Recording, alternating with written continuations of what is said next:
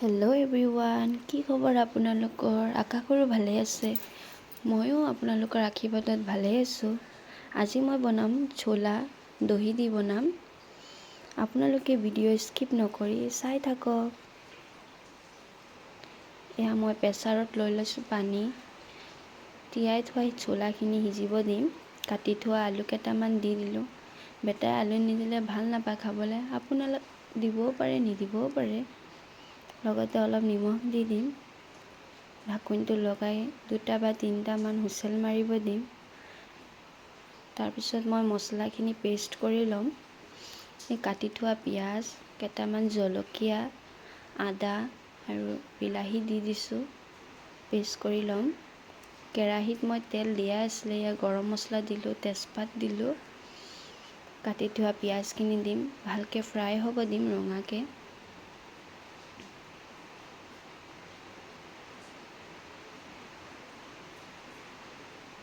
Fry হৈ যোৱাৰ পাছত কাৰি পাত্তা কেইটামান দি দিম। কাৰি পাত্তা দিলে গোন্ধটো ভাল হয়, খাবলৈও টেষ্ট লাগে। ইয়াত পেষ্ট কৰি থোৱা মছলাখিনি দি দিছোঁ। ভালকৈ ভাজি ল'ব মছলাখিনি।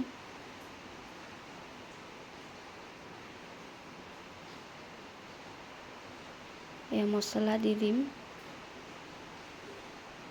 গুড়ি মছলা মই হালধি, নিমখ, জিৰা, ধনিয়া গুড়ি আৰু শুকান জলকীয়া গুড়ি দি দিছোঁ।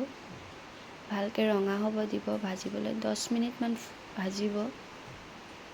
অলপ চেনি দিছোঁ, মই চেনি দিওঁ। আপোনালোকে দিবও পাৰে নিদিবও পাৰে। দহিখিনি দি দিছোঁ। ভালকৈ ফ্ৰাই হ'ব দিব।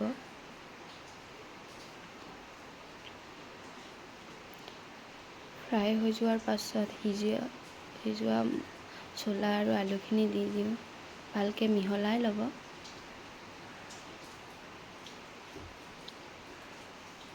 এয়া হৈ গৈছে। পানী দি দিব অলপ।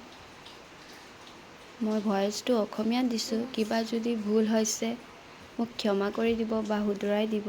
এয়া হৈ গ'ল আমাৰ ছোলা। লাষ্টত অলপ গৰম মছলা দি দিছোঁ।